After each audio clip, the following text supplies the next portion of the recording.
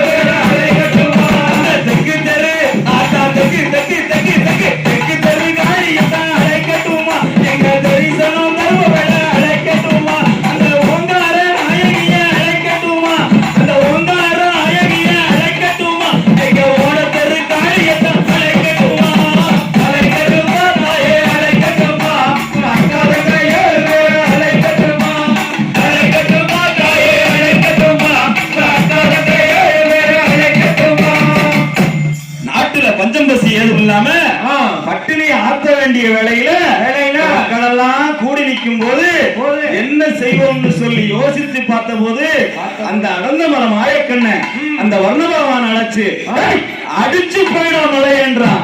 அங்க அடிச்சதொரு உயர்மலையா